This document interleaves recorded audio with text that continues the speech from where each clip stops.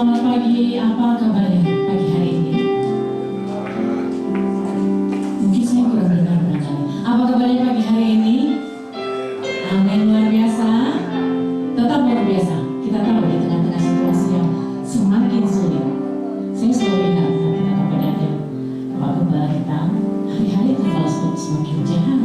Lalu saya bilang, masa? Ternyata benar. Tapi kita percaya, kita punya Tuhan, Allah yang luar biasa. Amin saudara. Selamat pagi juga kepada saudara-saudara terkasih yang di rumah. Jarak dan waktu tidak akan bisa menghalangi kita untuk beribadah. Dimanapun kita beribadah, kita percaya Allah kita hadir. Amin saudara. Amin. Saya mau lihat tangan-tangan yang tetap diberkati Tuhan minggu ini. Amin. Haleluya. Terima kasih. Kita siap memuji Tuhan, membawa penyembahan kita, pujian dan penyembahan kita. Mari Bapak Ibu Saudara, kita siapkan hati kita. Mari kita fokuskan hati dan pikiran kita Tuhan, hadir pada Tuhan.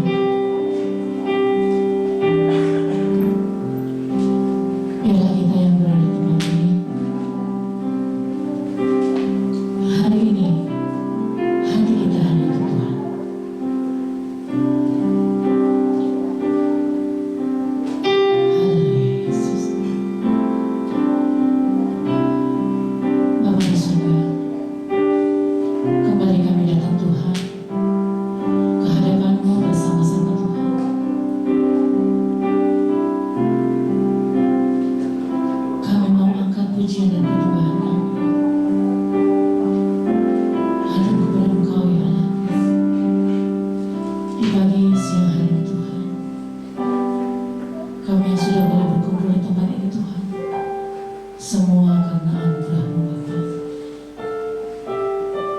Boleh mendengarkan firman-Mu di pagi hari ini Tuhan adalah sebuah anugerah yang luar biasa Tuhan.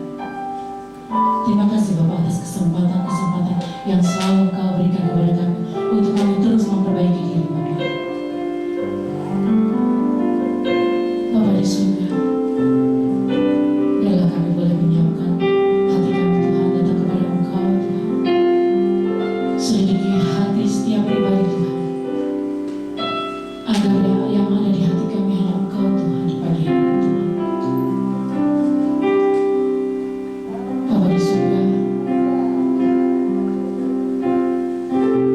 tiada alasan bagi kami untuk tidak mengucap syukur setiap kami bangun pagi Tuhan. Itu artinya Tuhan, Kau memberikan kami kesempatan lagi Bapa untuk setiap aktivitas kami. Engkau tetap menjadi prioritas dalam kehidupan kami.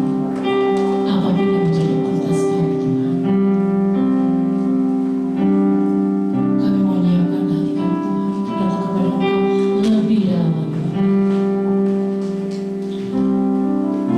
Karena kami menyadari betapa singkat hidup ini Bapa.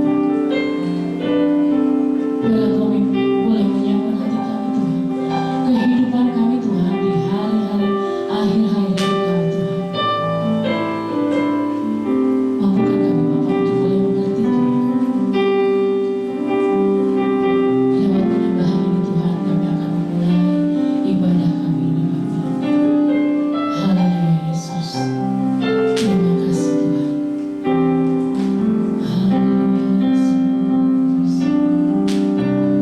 Kami undang Bapak Ibu Saudara untuk bangkit berdiri. Kita akan pujian Tuhan.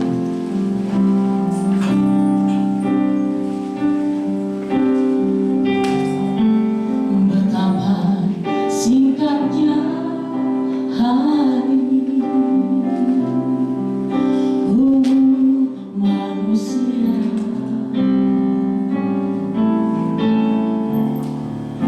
bagai hembusan uang, sekejap kan lenyap. Hanya 70 tahun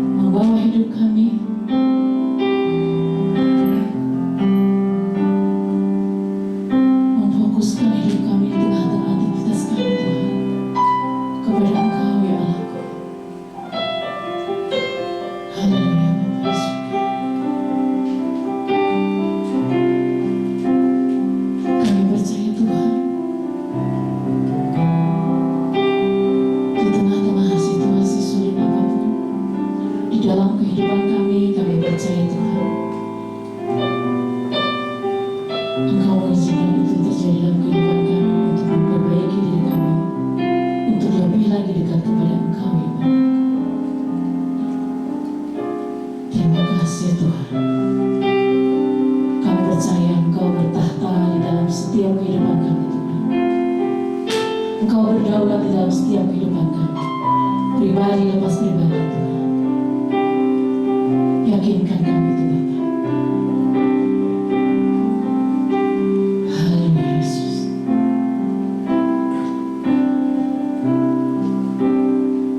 Kami percaya juga Tuhan, melalui firman-Mu kami boleh bertumbuh Tuhan. Melalui firman-firman-Mu yang akan kami dengar, kami akan berubah menjadi lebih baik lagi. Akan mengubah hidup kami Tuhan. Biarlah hati dan pikiran kami Tuhan, kami boleh buka Tuhan setiap saat untuk mendengarkan firman-Mu. Di tengah-tengah dunia yang hampa, di tengah-tengah dunia yang fana, kami boleh tetap bersukacita Bapa Yesus. Haleluya Yesus. Bapak Ibu Saudara kami undang untuk duduk kembali.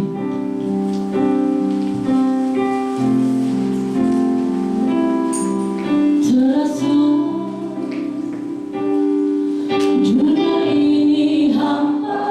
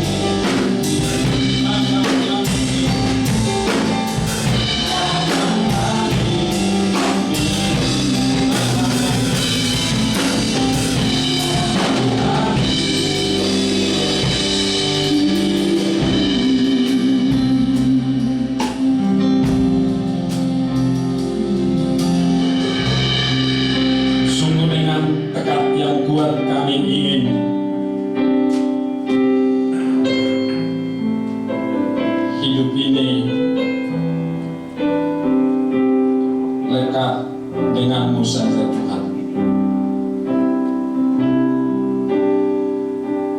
Kami menyadari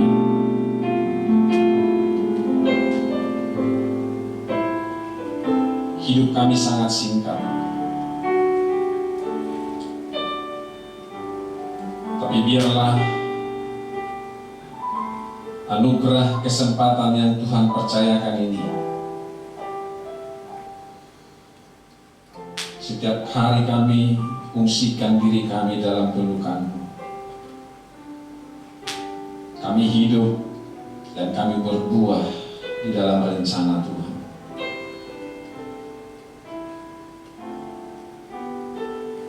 Terima kasih untuk siang hari yang indah ini. Sempurnakanlah berkat-Mu, berkat kekal, berkat dari surga. Lewat firman-Mu yang kami dengar, pakai hamba untuk menyampaikan isi hati-Mu Tuhan. Demikianlah kami semua yang mendengarkannya. Kami percaya penolong Roh kebenaran, Roh Kudus yang berkuasa mengajar, menolong, membantu kami untuk menangkap apa yang menjadi pesan Tuhan bagi kami. Terima kasih, dalam nama Yesus kami siap mendengarkan firman Tuhan. Amin. Amin. Silakan duduk Bapak Ibu. Salam Bapak Ibu. Gimana keadaannya? Saya nggak jelas lihat saudara karena pakai apa namanya, PC ya. Udah pakai kacamata, pakai ini lagi jadi nggak jelas. Ini sudah standar ya Pak ya? Harus pakai ini ya. Udah SOP ya.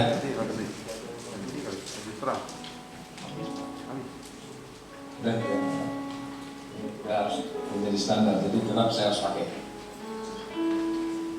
Ya, kita tetap semangat, amin. Dalam situasi apapun kita harus semangat. Semangat itu sangat berat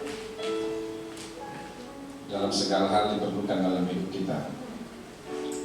Ya, kita lanjutkan pemberitaan firman Tuhan pada pagi hari ini, masih tentang bertuhan yang benar. Baru sekali saya sampaikan, melengkapinya yang kedua kali. Kita buka Alkitab kita, masih dari Lukas 6 ayat 46 sampai 49.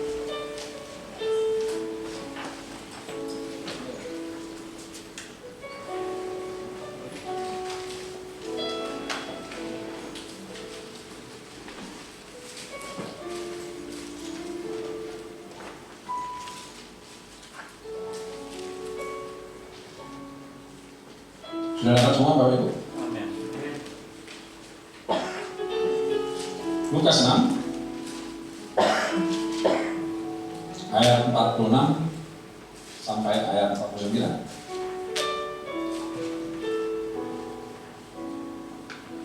Saya akan baca buat kita. Lembaga Alkitab Indonesia memberikan judul 2 macam dasar. Ayat 46. Mengapa kamu berseru kepadaku, Tuhan, Tuhan, padahal kamu tidak melakukan apa yang kukatakan? Setiap orang yang datang kepadaku dan mendengarkan perkataanku serta melakukannya, aku akan menyatakan kepadamu dengan siapa ia dapat disamakan. Ia sama dengan seorang yang mendirikan rumah. Orang itu menggali dalam-dalam dan meletakkan dasarnya di atas batu. Ketika air bah dan banjir melanda rumah itu tidak dapat digoyahkan karena rumah itu kokoh dibangun. Akan tetapi barang siapa mendengarkan perkataanku tetapi tidak melakukannya, ia sama dengan seorang yang mendirikan rumah di atas tanah tanpa dasar. Ketika banjir melandanya, rumah itu segera rubuh dan hebatlah kerusakannya. Yang pertama saya sudah menyampaikan ini, tapi ini melengkapi. Yang kedua, lanjutan dari bertuhan yang benar. Semua orang beragama Kristen tentu percaya atau seyogianya mereka percaya bahwa Yesus itu adalah Tuhan. Tapi yang menjadi persoalan adalah apakah kita sedang bertuhan dengan benar? Tentu ini menjadi koreksi bukan kepada orang lain, tapi bagi kita yang percaya kepada Tuhan itu sendiri, yang mengatakan Yesus itu adalah Tuhan. Ini menjadi autokoreksi bagi kita. Apakah kita sedang bertuhan dengan benar? Sebenarnya saya berikan judul khotbah ini bukan karena muncul saja dalam pikiran, tapi karena lahir dari sebuah pertanyaan dari Tuhan Yesus yang bingung. Seakan-akan Tuhan Yesus bingung. Yaitu di ayat 46 dikatakan, kok kamu berseru ya memanggil aku Tuhan? Kamu Tuhan, Tuhan, kamu berseru memanggil aku Tuhan. Tapi kamu kok tidak melakukan firman-Ku, dia katakan. Jadi ada satu keheranan, ada semacam kebingungan. Kamu memanggil saya Tuhan, kamu berseru memanggil saya Tuhan, tapi kamu tidak melakukan firman-Ku. Kamu tidak melakukan perkataan apa yang Kukatakan. Itu di ayat 46 dan Lukas 6. Jadi judul ini bukan sedang hanya timbul dalam pikiran saya, tapi itu lahir dari sebuah pertanyaan dari Tuhan Yesus sendiri.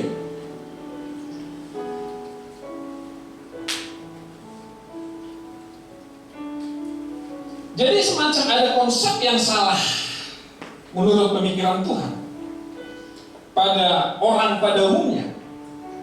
Seharusnya kalau kamu menyebut aku Tuhan, kamu sungguh-sungguh tahu, bukan hanya kamu hanya mendengar, tapi kamu harus melakukan firman-Mu. Firman-Ku, kata Tuhan, apa yang aku katakan kamu harus lakukan. Jadi Tuhan Yesus bingung. Kalau mungkin dengan keadaan sekarang, saya katakan tadi di pendahuluan, tentu kita, saudara dan saya adalah ada di sini karena kita percaya sama Tuhan. Amin, Bapak Ibu. Betul kan? Amin. Tapi jangankan melakukan firman Tuhan, Anda sudah mengerti nggak firman Tuhan? Atau Anda sedang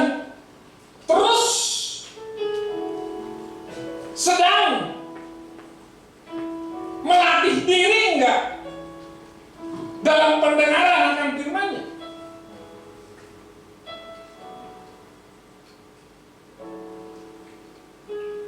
Atau sudah adakah semacam keterikatan? Saya nggak bisa loh tanpa mendengarkan firman Tuhan setiap hari.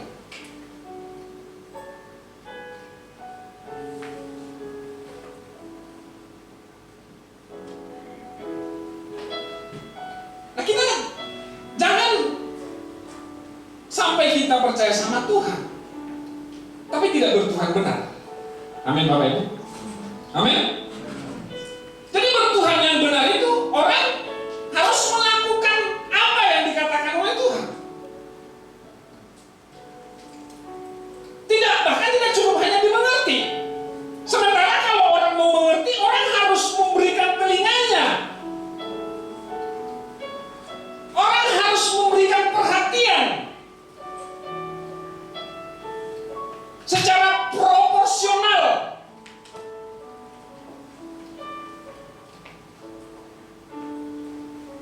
Di kitab lain, kalau seorang hamba Tuhan, dia harus mempertajam pendengarannya setiap pagi.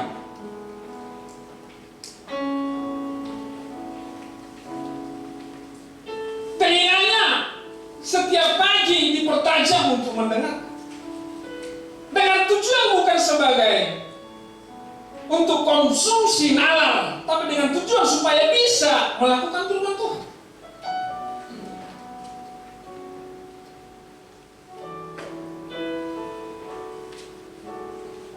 Saya katakan tadi, ini harus menjadi koreksi betul bagi kita. Nggak usah kita mengkoreksi yang lain, tapi bagaimana? Saya katakan ini kepada diri saya juga, Bapak Ibu.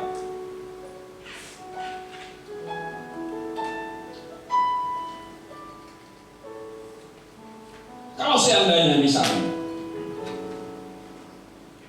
ini kan masa yang mau, ya kalau di Jakarta belum ada bisa pertemuan begini, memang karena sudah aturannya. Sudah ada aturan dan kita harus tunduk itu. Di Bekasi belum ada satu aturan yang terbit.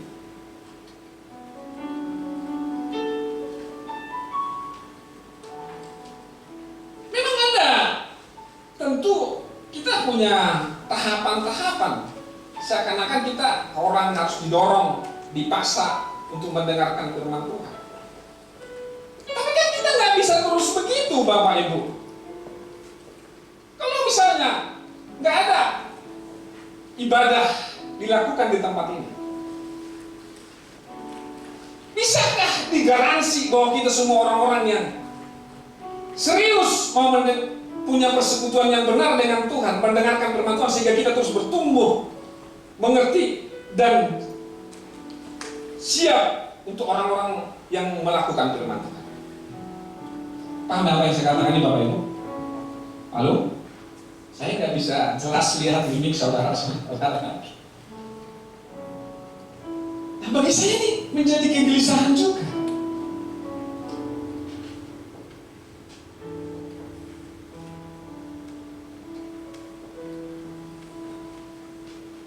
Kita mau belajar bertuhan dengan benar. Amin.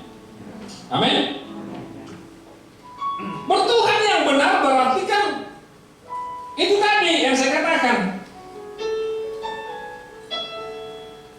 Orang melakukan apa yang Yesus kata. Amin. Yang sering kita dengarkan, orang yang bertuhan benar berarti melakukan kehendak Bapa. Dan Yesuslah teladannya, Yesuslah contoh, dialah panutan yang kita manut kepadanya. Yohanes 4 ayat 34 berkatakan, makananku ialah melakukan kehendak Bapakku dan menyelesaikan pekerjaan yang ditugaskan kepada.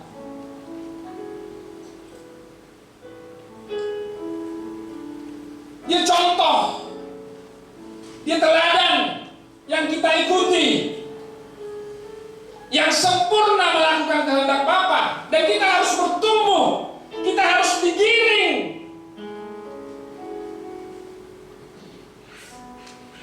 Seperti Tuhan Yesus.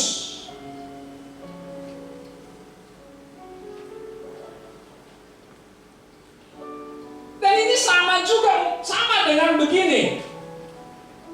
Kita ini supaya memiliki hendaklah pikiran Kristus, Filipi 2 ayat 5. Perasaan dan pikiran Kristus diam di dalam kamu.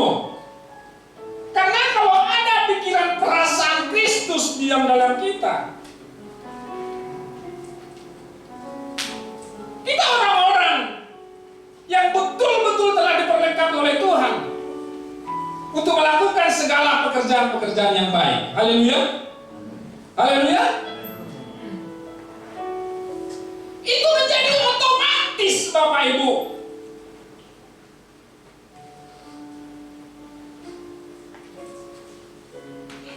Yang sama juga yang sering kita katakan dalam Ibrani 12 ayat 10, mengambil bagian dalam kekudusannya.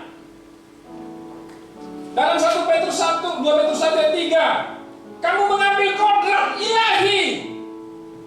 Kalau kita di dalam diri kita ini sudah tercipta kodrat ilahi, mengambil bagian dalam kekudusan ilahi, punya perasaan dan pikiran Kristus dalam kita, Anda otomatis melakukan segala hal yang kita lakukan akan menjadi berkat. Haleluya. Amin.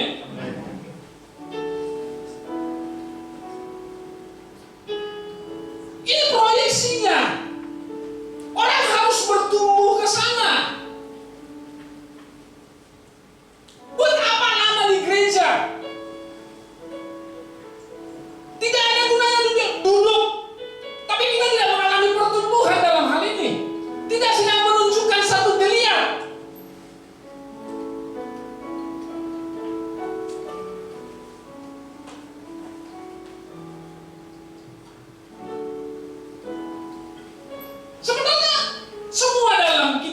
Perjanjian Baru yang sepadan dengan ayat itu ada semua. Saudara mau sebut apa? Kitab apa? Mulai di Kisah Para Rasul, Roma, Korintus, Tesalonika, Filipi, Galatia, Filipi, ada semua itu. Sama proyeksinya ketika orang bertuhan dengan benar. Yang tadi saya katakan, beberapa sebut ayat itu. Mau sebut dari kitab apa? Efesus, ya supaya kamu tidak bercacat celah. Kolose, memikirkan perkara yang di atas. Mau apa mau disebut? Nah, hanya kadang kan semua, ya proyeksinya ke sana.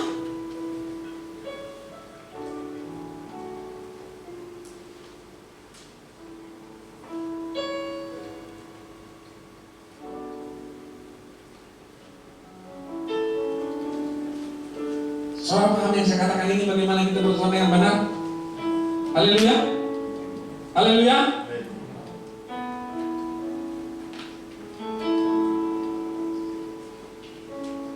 Maka dikatakan di dalam 47, dikatakan kalau orang bertuhan dengan benar, dia datang kepada Yesus, dia mendengarkan dan melakukan firman-Ku. Datang kepada Tuhan, mendengarkan dan melakukan. Ayat 47. Datang, mendengar dan melakukan.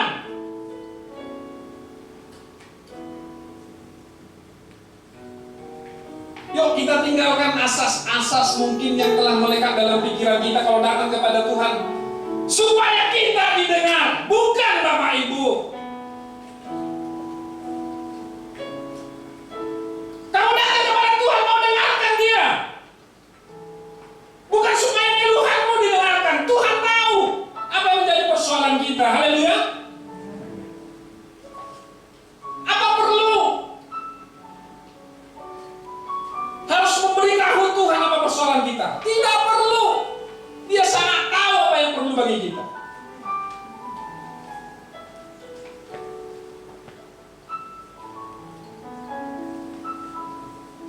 Yang menjadi persoalan kita tidak mendengarkan Dia, tidak paham, tidak bisa menangkap bahasaku, kata Tuhan.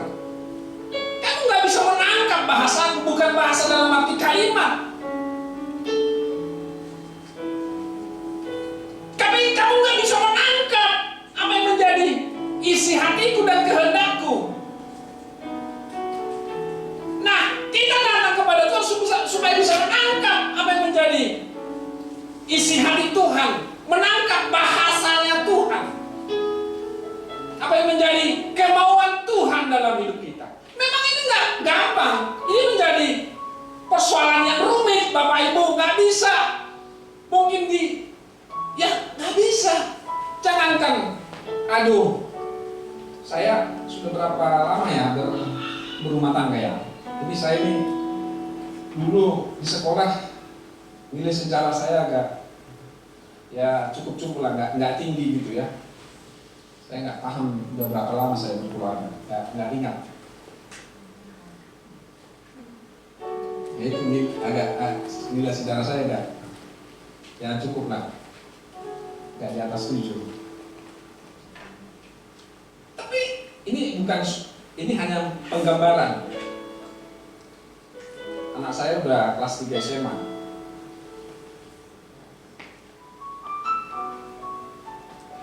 Bapak-bapak mungkin paham dengan apa yang saya katakan ini. Mereka nangkap nggak bahasa saya kalau saya bicara? Bukan kata-kata dan kalimat itu, tapi tujuan apa saya ngomong itu mereka nangkap nggak? Gitu loh. Pernah saya bilang kan, kadang saya ngomong sama anak saya, apa yang ke gereja, misalnya gitu. Tentu dia paham kalimat itu, tapi Pak, dia nangkap nggak tujuan isi hati saya dengan kalimat itu?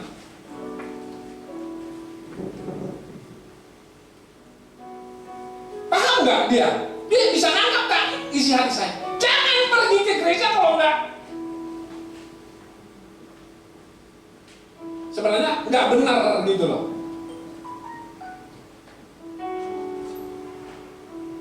Jangan pergi gereja ya kalau hanya ngumpul, kamu harus jelas mau dengarkan firman Tuhan, dan kamu harus diubahkan lewat mendengarkan firman Tuhan.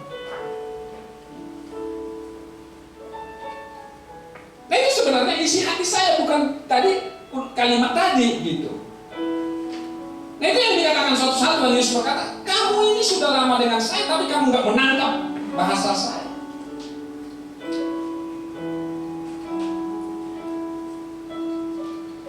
Ini bapak-bapak yang seumuran dengan saya pikir nangkap ya. Sering kita merasa, aduh ini kok nggak nangkap sih bahasa saya, nggak ngerti sih gitu. Apa hanya saya nih? Atau ada teman yang sama dengan saya? Mungkin sama istrinya juga begitu? Ada? Ini hanya sekedar contoh ya, bagaimana Tuhan Yesus kepada umatnya.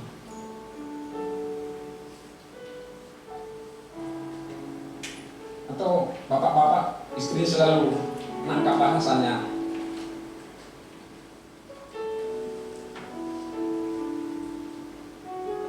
Paham yang saya katakan ini Bapak Ibu?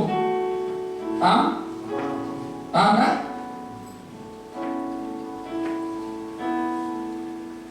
Jadi datang kepada Tuhan itu, yaitu orang yang bertuhan datang, mendengarkan dan melakukan.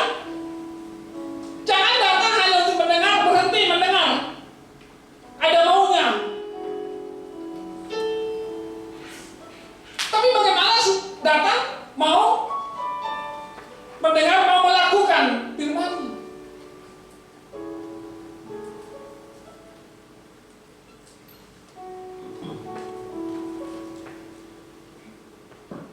Saya pikir, coba kita mau jujur, Bapak Ibu. Kita tidak akan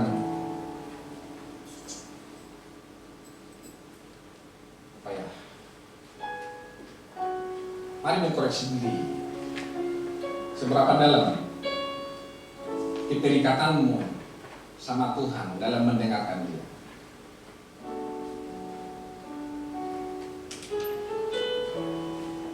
Saya pikir tidak. Kalau sekali seminggu saya pikir tidak cukup. Padahal sekali seminggu aja kita mungkin itu pun tidak betul-betul prepare dengan baik.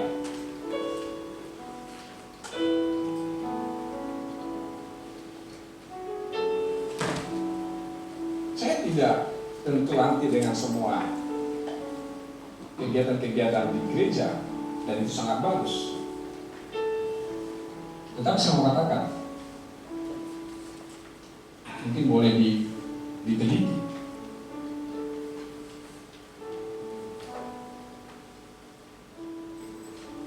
Harus dimulai dari rumah masing-masing. Mendidik anak harus dimulai dari rumah.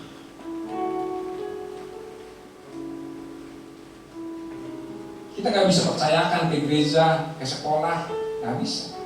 Iman mereka juga begitu.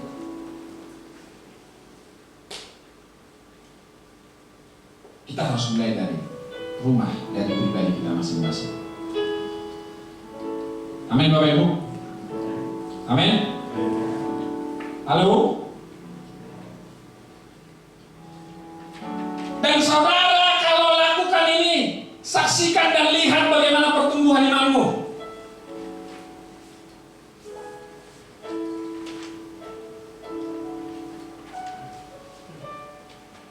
Gak ada orang melihat, tapi Anda memaksa diri untuk bersekutu dengan Tuhan. Bagaimana mendengarkan Dia?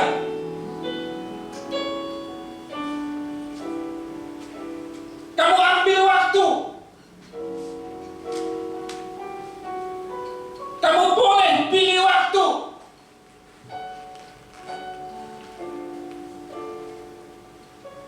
Menyediakan waktu-waktu yang khusus sama Tuhan. Lihat apa yang terjadi dalam hidup kita, kalau memang kita setia dalam hal apa yang saya katakan.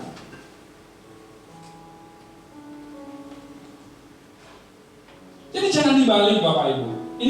Inilah yang menjadi kekeliruan Kita terjebak dengan agama ini.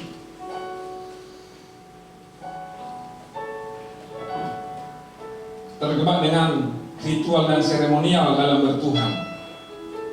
Kita kotakkan Tuhan itu dalam seremonial, dalam ritual.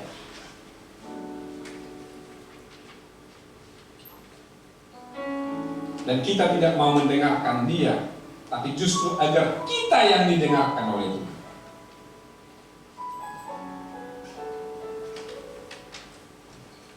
Dan kita harus tinggalkan cara-cara demikian bertuhan. Haleluya. Haleluya. Haleluya.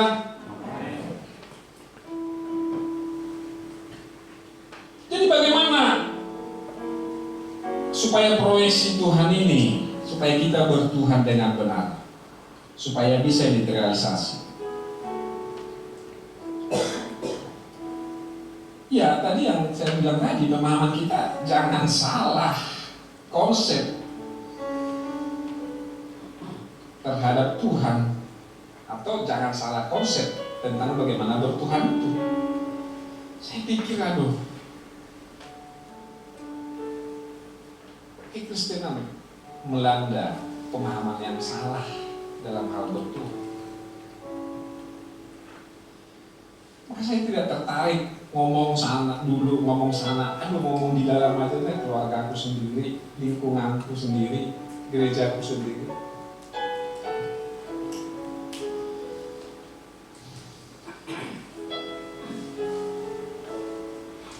Coba benahi dulunya yang dekat, yang semua yang bersentuhan dengan saya. Karena telah salah, telah banyak menyimpang, telah banyak meleset.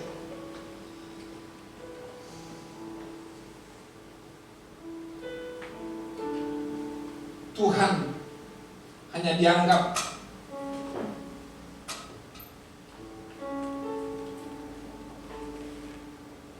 penting kalau kita punya persoalan, masalah-masalah yang menyangkut keeksisan kita di dunia ini.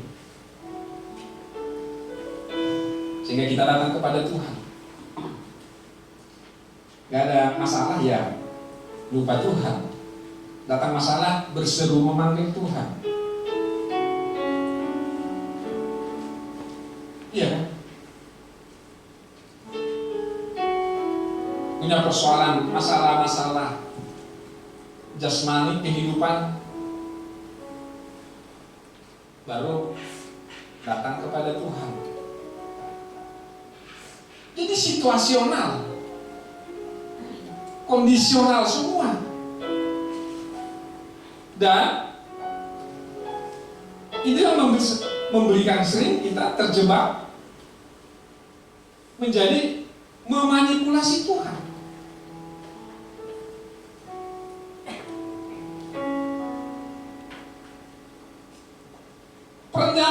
Pertanyaan kita,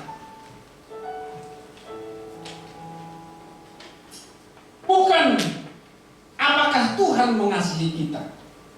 Itu bukan itu pertanyaan kita, Bapak Ibu. Kalau kita mau bisa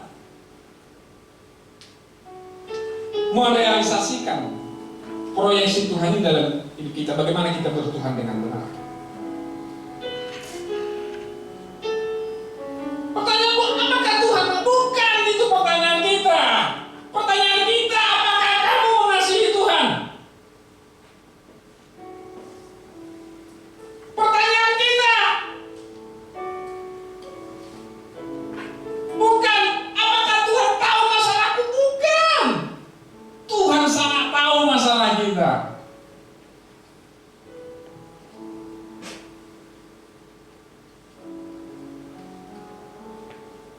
Masalahnya, kita tidak tahu apa yang sedang dipermasalahkan Tuhan dalam hidup kita. Karena itulah kita mau mendengarkan Tuhan.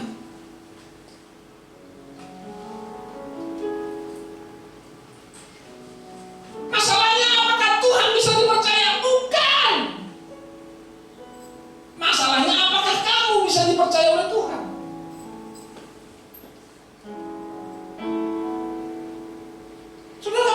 Hidup ini kepercayaan Tuhan, gak usah dulu bicara yang lain-lain. Anda dikasih yang bagus, kesehatan. Kita dikasih hidup itu kepercayaan Tuhan, amin. Amin. Dan ini aset yang paling besar dipercayakan sama kita. Dan kita harus bisa orang yang dipercaya menjalani hidup ini dengan benar, menjaga tubuh ini dengan benar.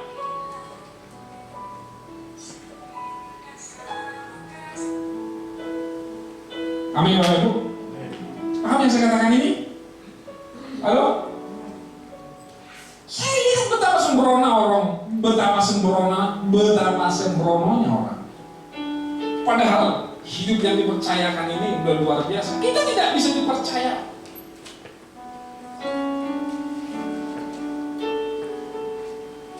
Pola makannya yang rusak, pola hidupnya yang rusak, tidurnya yang rusak, nggak bisa dijaga.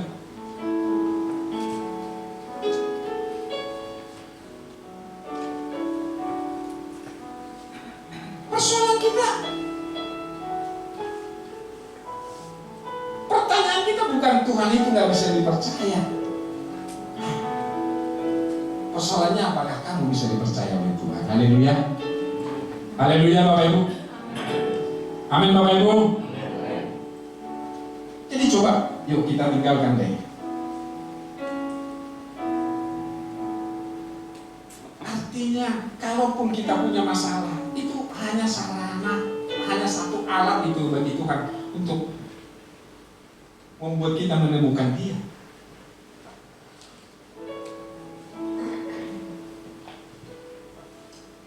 Coba tadi ada lagu tadi saya share di grup G. Tolong dilakukan. Kita nanti ada lagu, ada yang dibutuhkan. Tolong dibantu.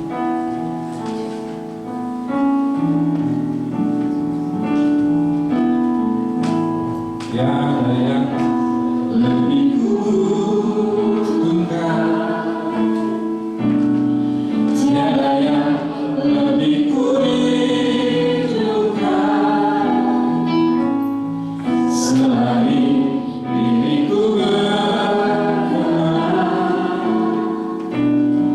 di hadapan-Mu Bapa,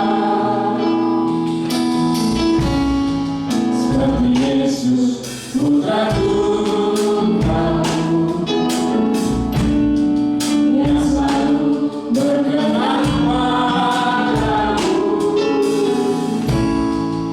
melakukan kehendak Bapa sampai sempurna.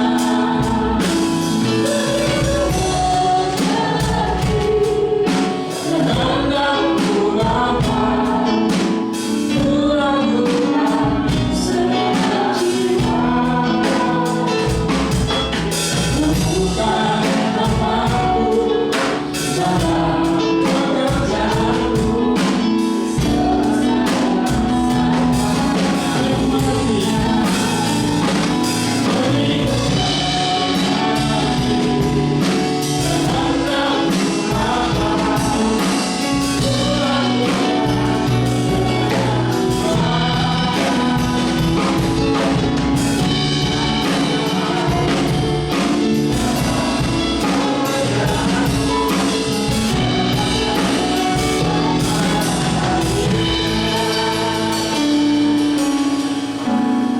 sampai di mana tingkat kebutuhanmu sama Tuhan?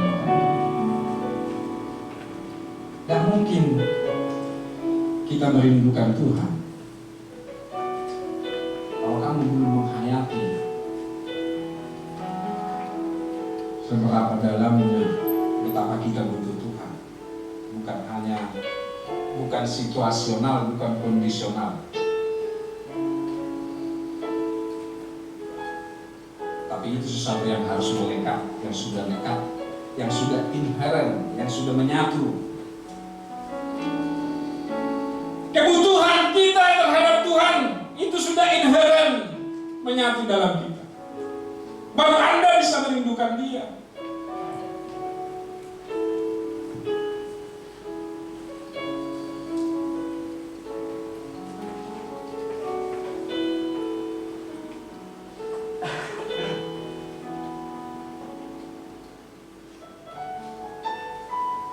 bisa merindukan Dia.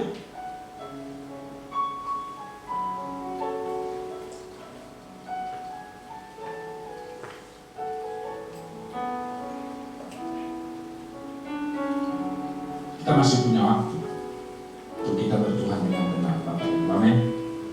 Amin. Tidak mengurangi yang lain kok, Bapak Ibu. Bukan berarti kalau Anda bertuhan jadi Anda tidak produktif, jadi kita menjadi orang yang yang nggak tahu apa-apa, bukan. Dan ini juga yang saya katakan kepada jiwaku. Kalau ada kebutuhan yang paling mendesak, kalau ada kerinduan yang paling dalam, biarlah itu hanya kepada Tuhan. Amin. Amin. Itu yang harus kita katakan kepada jiwa kita.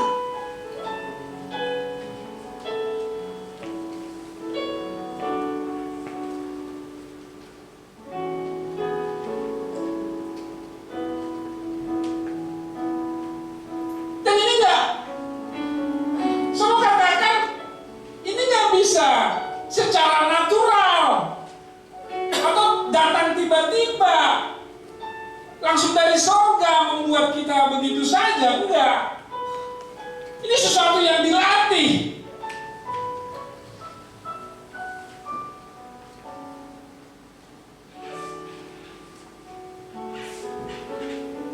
Di tengah kesibukan, di tengah aktivitas kita memilih. Ada waktu-waktu khusus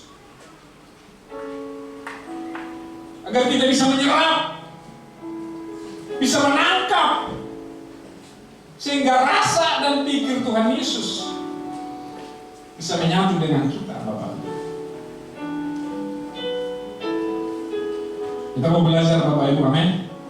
Di sisa waktu yang ada, haleluya, haleluya. Ya kalau enggak ya, kalau enggak mau kita tutup deh, kita pulang aja.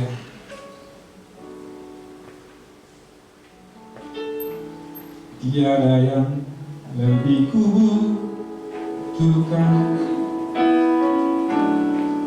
tiada yang lebih kurindukan selain diriku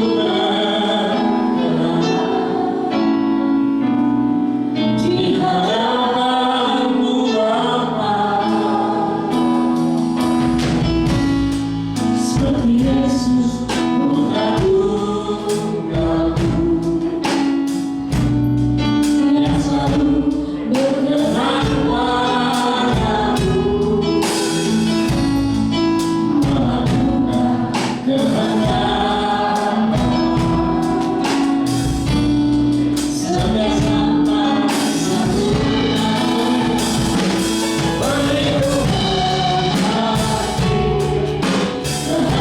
kehendak Bapa, kulakukan segenap jiwa.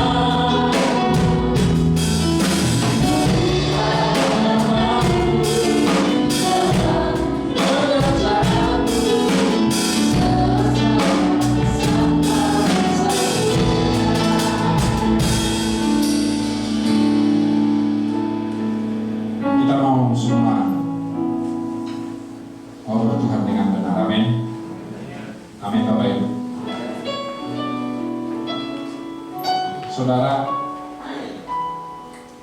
sebenarnya paralel dari Lukas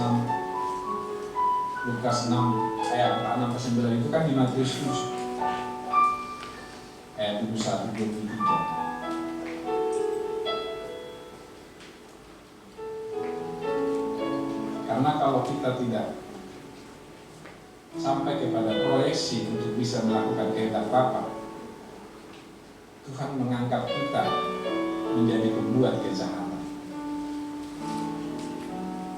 Dan Yesus berkata, ingatlah engkau pembuat kejahatan, karena kamu tidak melakukan kehendak Bapa di surga, kata Tuhan di Matius 7.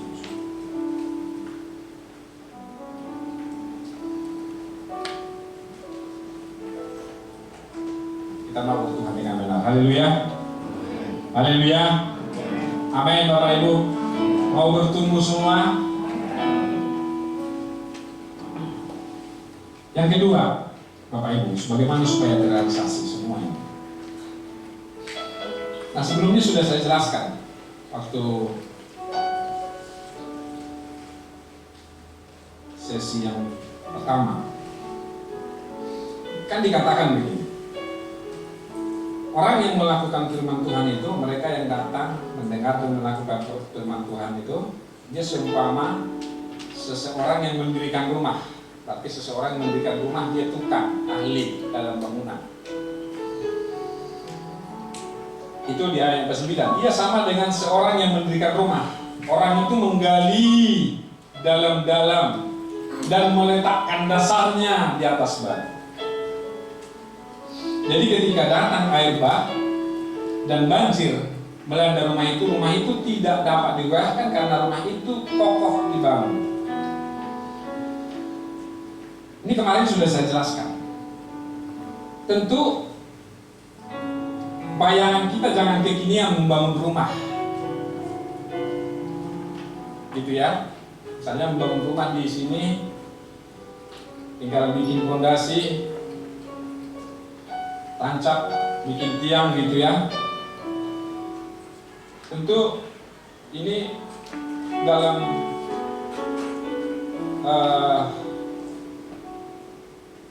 harus kita relasikan dengan masa itu.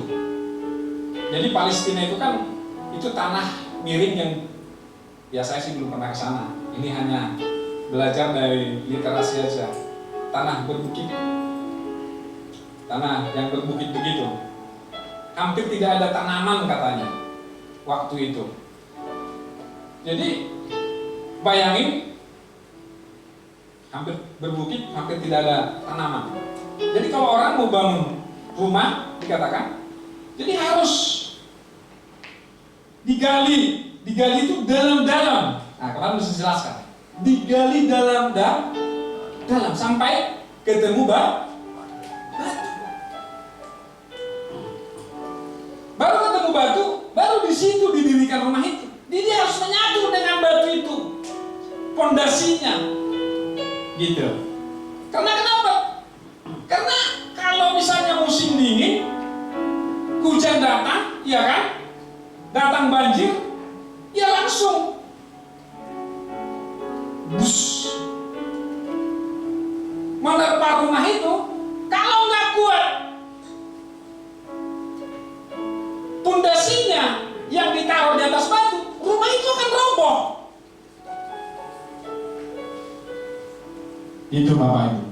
Jadi harus ketemu batu.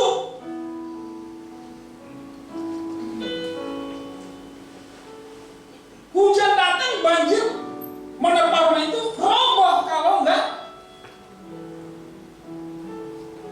punya didirikan di atas batu itu. Tiang-tiangnya akan roboh. Jadi harus sampai dapat batu. Mungkin nggak tahu harus berapa lapis.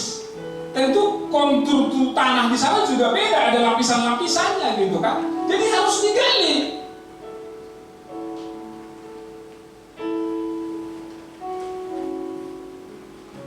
Tuhan Yesus memberikan perumpamaan begini Bapak Ibu.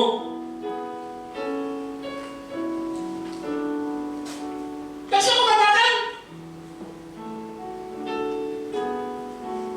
hidup ini kokoh. Hidup ini kokoh kalau kita dibangun di atas batu. Hidup ini kuat.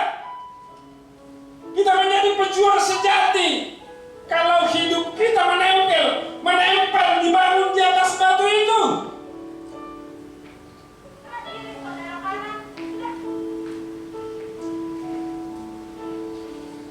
Karena batu itu adalah Yesus.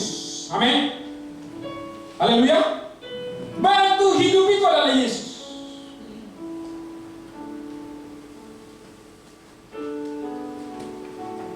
Mau cobaan apapun tidak bisa menghalangi Tuhan Yesus, menghambat Tuhan Yesus. Bahkan sekalipun maut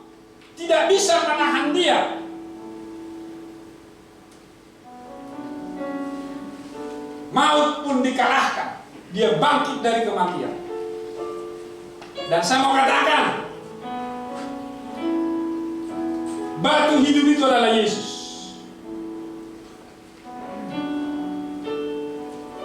Dan kita harus mendirikan hidup kita, dibangun di atas Dia. Tapi dengar baik, ini bukan asal percaya. Lihat tukang bangunan itu, dia menggali dalam-dalam. Kalimat menggali dalam-dalam.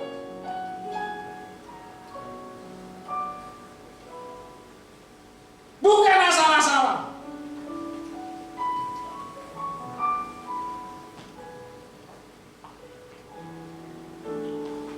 Harus secara nyata bersentuhan dengan batu hidup itu. Harus secara nyata mau menyatu dengan batu itu. Mengalami batu hidup itu. Tidak cukup dinalar Yesus itu adalah Tuhan. Kita tidak cukup dalam pengetahuan.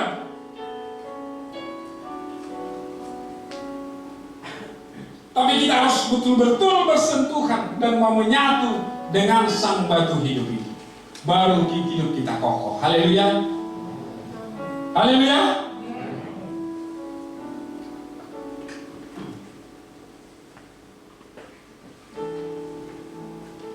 Saudara, saya mau katakan, dengar baik. Pengenalan Tuhan itu tidak terbatas. Kita nggak boleh berhenti. Kesucian Tuhan itu tidak terbatas. Dan kita tidak boleh berhenti. Banyak orang berhenti. Baik dalam pemahaman, baik dalam pengalaman berjalan dengan Tuhan. Apa yang ditahu di hari-hari sebelumnya telah cukup.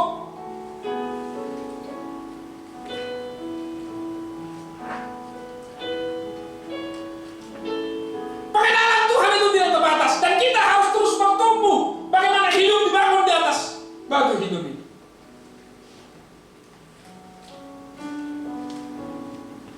Gak boleh berhenti.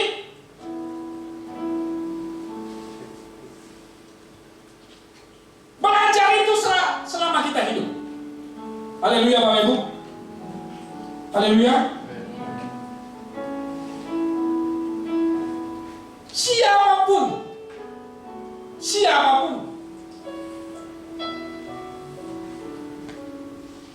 nggak boleh. Penyakit kita kan merasa cukup, sudah puasa, sudah tahu begini, udah gini aja. Tidak Bapak Ibu. Iman itu perjalanan panjang, seperti garis panjang linear begitu.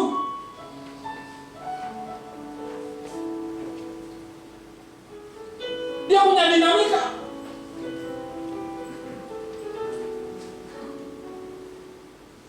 Kita nggak boleh berhenti di satu titik.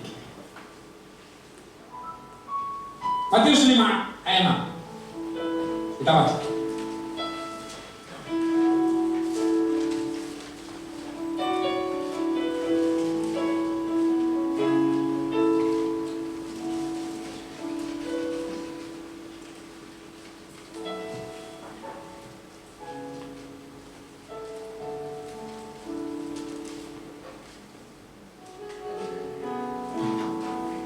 Berbahagialah orang yang lapar dan haus akan kebenaran, karena mereka akan dipuaskan. Saudara, jangan pernah puas deh dalam dimanapun tingkat kerohanian saudara. Di titik mana kerohanian kita?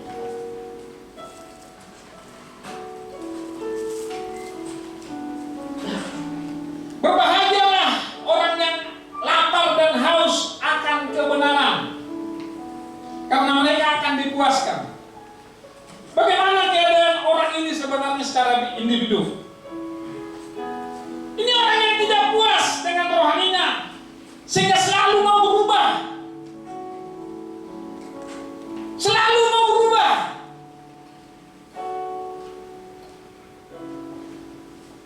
Seperti tadi yang saya katakan, kenapa? Sebab pengenalan Tuhan itu tidak terbatas.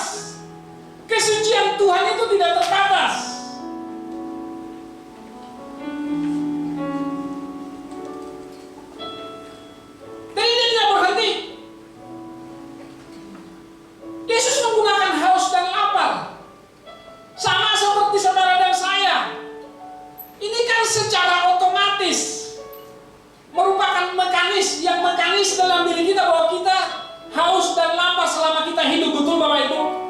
Selama Anda bergerak, selama bernapas, ini sesuatu yang mekanis dan otomatis. Haus dan lapar. Bukan sekali. Titik.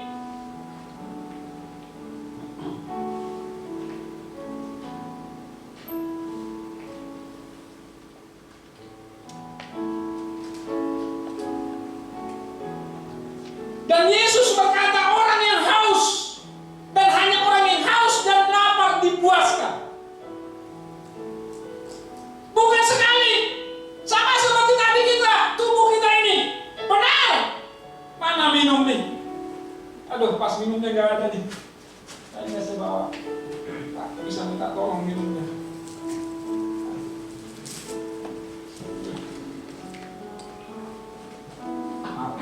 Nih, contoh nih. Pas lagi haus. Saya butuh ini daripada duit 100.000, daripada ini. Kalau pilih ini aja dulu, minum haus puas. Iya kan?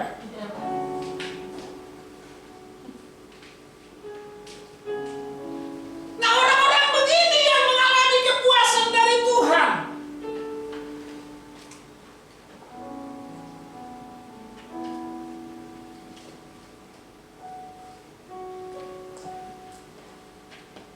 Bukan berdasarkan mood. Bukan berdasarkan kondisional. Tahu mood, kadang mood itu kan kadang datang, kadang nggak mood. Lagi mood nih ke gereja, lagi mood nih dengar firman Tuhan. Nggak bisa begitu.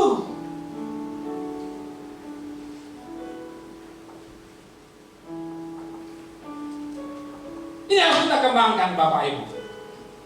Haus, kalau minum ini bergerak apa, sesuatu yang otomatis, mekanis, kita haus dan lapar. Nanti siang kita mau makan sama-sama boleh, tapi di tempatnya masing-masing, ya kan, karena sudah lapar kan? Ya kalau mau sama-sama dengan saya boleh juga. Tapi kita boleh makan sama-sama, nanti kita tentuin jamnya di tempatnya masing-masing. Iya kan, udah lapar kan? Orang yang lapar, coba makan, betapa enaknya. Mungkin tahu tempe saja, itu akan nikmat. Itu akan nikmat.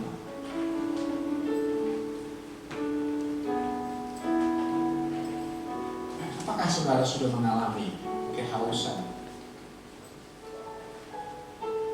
kelaparan akan kebenaran?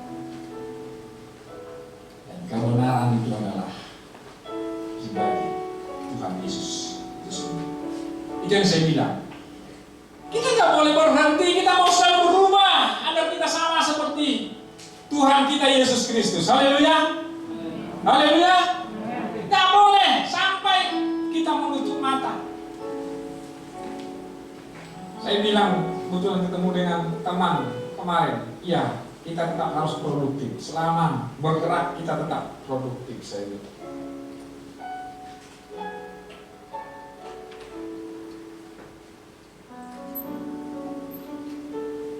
Gak ada istilah pensiun. Haleluya.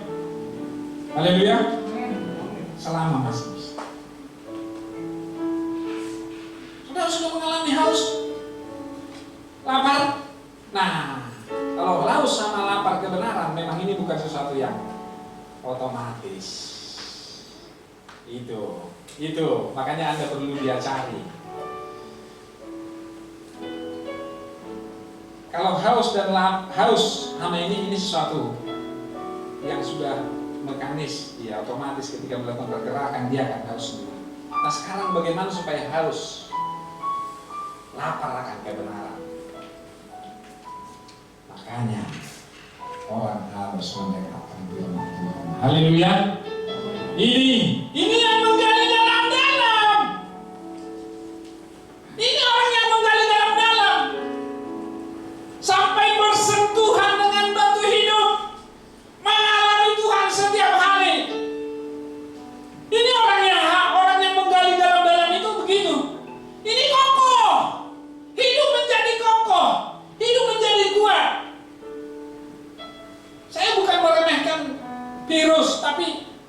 boleh ada, virus tidak boleh ada. Kalau kita sudah orang-orang yang mengalami Tuhan, itu semua tidak menjadi masalah. Haleluya.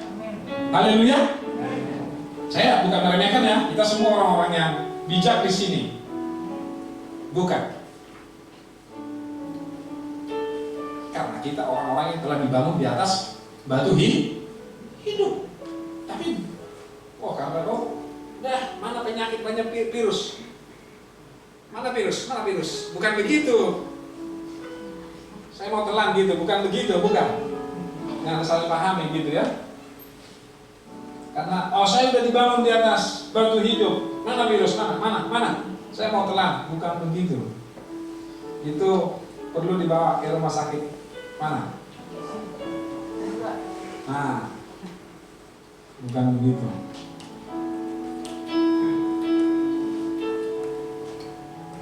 Tapi kita orang yang kokoh.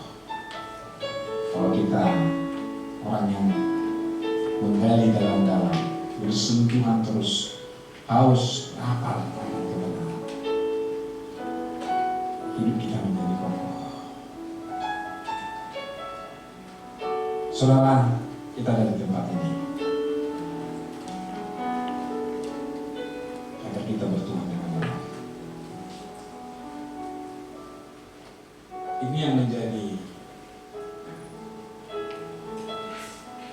beratnya tugas gereja, persoalannya di sini. Mau mengubah itu. Persoalan berat gereja di sini, bagaimana membawa umat agar mereka bisa melakukan kehendak Bapa, punya perasaan, pikiran yang dimiliki oleh Kristus Yesus, agar boleh mengambil bagian dalam kekudusan Allah, dalam kontrak ilahi. Di Timotius berkata agar kita menjadi manusia Allah, jemen God. Ini yang membuat gereja menjadi tugasnya berat. Yuk kita sama-sama bergandengan tangan untuk merealisasikan apa yang Bapa kehendaki bagi kita. Mari kita berdoa dengan benar. Tuhan memberkati kita, mari kita berdiri. Tiada yang lebih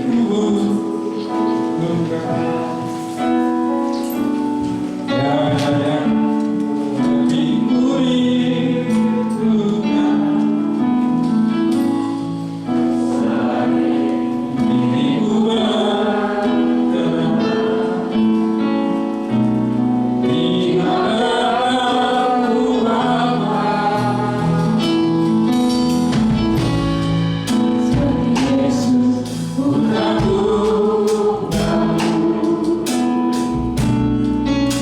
Selalu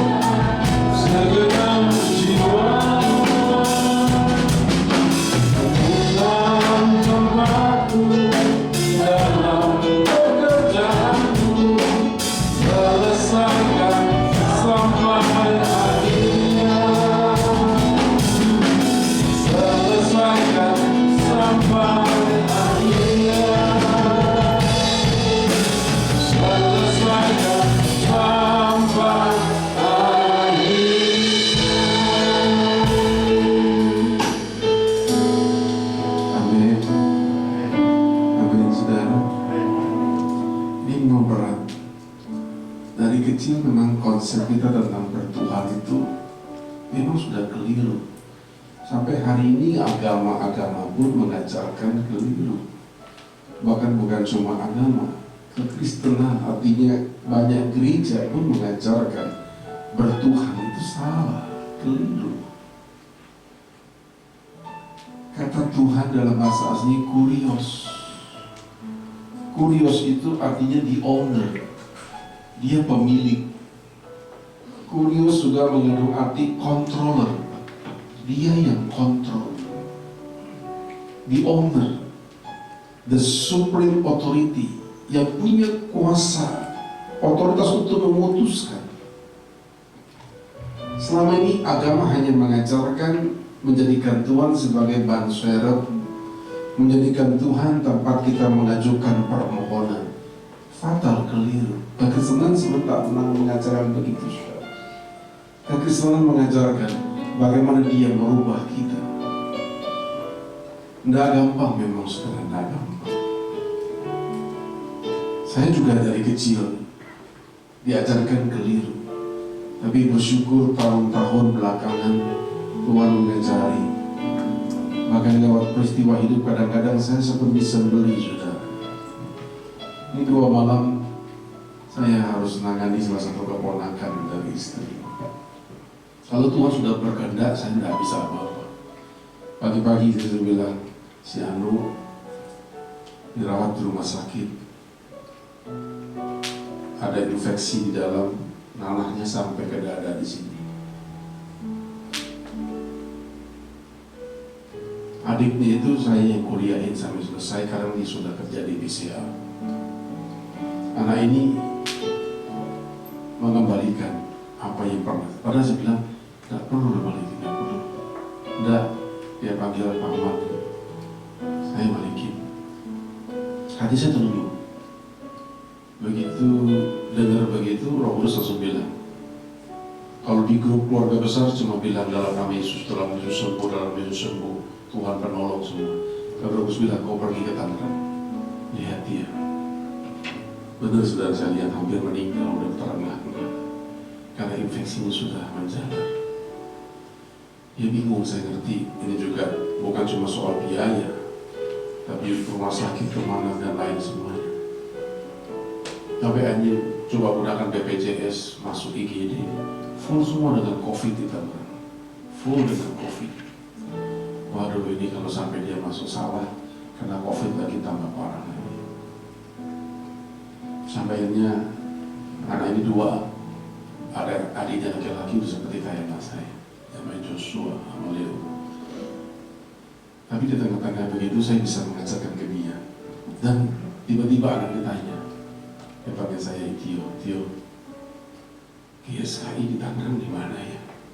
Dia bilang, kenapa kamu tanya GSKI? Saya kan sudah sering kirim share ke grup begitu. Namanya ada yang nyantol juga, mereka dengerin. Ternyata beda memang pengajaran kita. Ya sering dengerin kok beda gitu. Di situ saya bersyukur ada buah. Jadi apa yang saya lakukan dari jeripaya itu buahnya cuma itu aja, saudara. Agar sebanyak mungkin orang mendengarkan kebenaran yang murni dan diubahkan hidupnya. Amin. Kita ini sudah keliru dari kecil sampai tua. Konsep bertuhan kita keliru. Padahal kalau kita sungguh-sungguh jadikan dia Tuhan, saudara tidak perlu tanya soal yang lain. Keputusannya keputusan terbaik dalam hidup kita. Amin. Saya kalau bercerita panjang, saudara. Ada banyak hal yang saya ngerti, ada kuasa supranatural yang bekerja dalam hidup kita. Tapi kalau dia Tuhan, itu artinya dia owner, dia pemilik hidup kita. Kita yang harus dengarkan apa yang dia mau. Amin. Kita yang harus mengerti jalan pikirannya, kebenarannya. Nah, ini belum terlambat sebelum kita akan berjumpa dengan dia sebagai hakim atas seluruh ciptaannya. Saya berdoa kita mau merubah hati kita. Amin. Amin. Kita gak jadi orang cengeng. Nah, kita bukan menjadi orang yang tidak bertanggung jawab. Kita mau berubah dalam Tuhan. Amin. Yang mau katakan amin, mari kita katakan sama-sama di dalam Tuhan. Beriku mengerti kehendak-Mu Bapa, ku lakukan segenap jiwa. Temukan tempatku dalam pekerjaan-Mu, selesaikan sampai. Mari sama-sama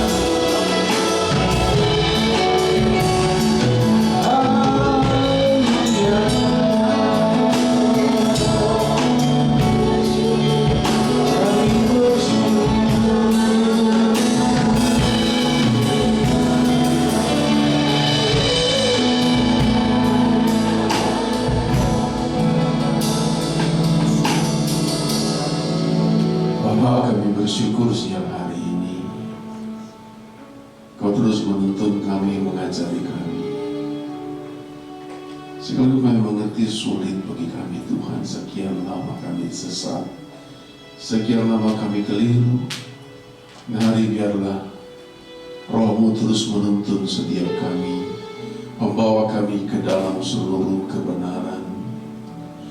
Berikan kami hati yang lembut, hati yang terus mau diajar dan belajar.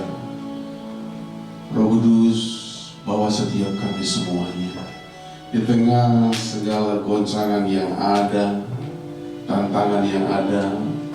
Kami percaya Tuhan, Kau punya rencana bagi hidup setiap kami semuanya. Bawa kami kepada apa yang Tuhan mau. Berkati seluruh sidang jemaat-Mu, baik yang hadir di tempat ini siang ini maupun yang mengikuti live streaming di rumah-rumah. Tuhan yang berkati setiap mereka semuanya. Bapa, kami mengucap syukur buat semuanya. Terima kasih buat hamba-Mu yang menyampaikan kebenaran firman-Mu, Bapak Pendeta Desa Tersimarmata. Tuhan terus memberkati. Juga ibadah pertama Bapak Pendeta Kendi Damani, Tuhan berkati mereka, pakai menjadi alat bagi kemuliaan nama-Mu. Terima kasih Bapak buat semuanya. Tuhan berkati sedang jemaat-Mu di tengah tekanan yang ada, angka COVID yang semakin meningkat. Tuhan, kami percaya perlindungan-Mu, pemeliharaan-Mu sempurna atas seluruh umat-Mu, baik yang hadir di tempat ini maupun yang mengikuti lewat live streaming di rumah. Kami menyerahkan ke dalam tangan pemeliharaan-Mu, penyertaan-Mu sempurna atas mereka. Kami menyerahkan juga negeri kami Indonesia dengan seluruh aparat yang ada, pemimpin yang telah terpilih. Tuhan berikan hikmat, kekuatan, perlindungan daripada-Mu, sehingga bergandengan tangan dengan seluruh komponen anak bangsa, kami bisa melewati masa-masa sulit dengan pertolongan daripada-Mu, dengan hikmat yang daripada-Mu. Dijauhkan dari negeri kami perpecahan, Sekalipun goncangan ini ada, justru makin mempersatukan kami sebagai satu anak bangsa. Biarlah kebenaran juga diperdengarkan lewat goncangan yang ada, sehingga negeri ini dipenuhkan dengan kebenaran-Mu. Terpujilah Tuhan atas semuanya. Kami mengucap syukur buat semuanya Bapa. Kami serahkan negeri kami ke tangan-Mu. Kami juga serahkan semua persembahan yang dipersembahkan oleh anak-anak-Mu bagi hormat kemuliaan nama-Mu. Tuhan yang berkati setiap mereka semuanya. Terpujilah Tuhan kekal selama-lamanya. Dan saudara, kami akan akhiri ibadah kami. Kami bersyukur. Mari arahkan hati saudara, angkat tangan di hadapan Tuhan. Engkaulah imamat yang rajani itu. Engkaulah bangsa yang kudus, umat kepunyaan Allah sendiri. Apa yang kau terima pada sejati akan terus memperlengkapi engkau, sehingga kau cakap menanggung segala perkara, cakap memuliakan Tuhan di segala kondisi keadaan hidupmu. Kiranya berlimpah atas kau segala berkat dan sejahtera, anugerah dari Allah Bapa di surga, di dalam kasih Tuhan Yesus Kristus, serta pertolongan, pernyataan pengurapan Roh Kudus akan terus dan senantiasa menyertai hidup saudara, mulai siang hari ini sampai Maranatha, sampai Tuhan Yesus datang kali yang kedua, menjemput setiap dari awan-awan yang permai, bahkan sampai selama-lamanya. Yang diberkati Tuhan sama-sama katakan amin. Tuhan berkati saudara. Sudah dulu sebentar, nanti pulangnya akan diatur untuk bertahap satu demi satu. Tuhan berkati saudara. Amin.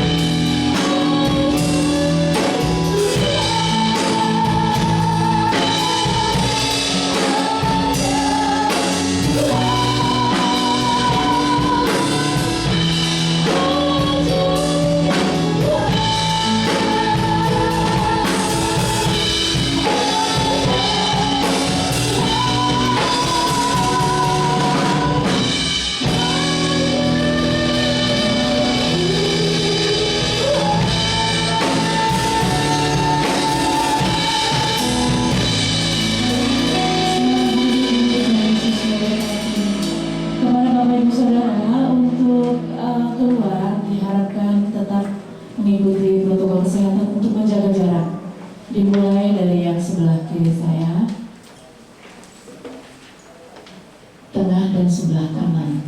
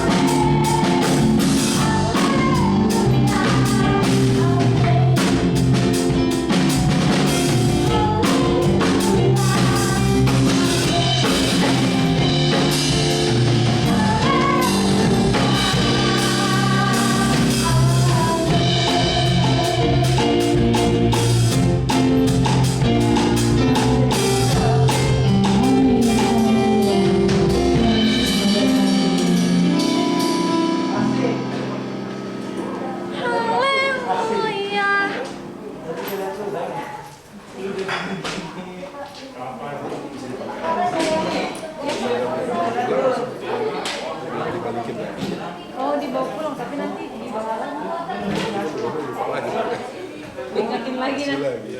Ingatin lagi berarti Pak. Membeli kan bisa bilang. Ini enggak? Saya mereka nggak mau lagi.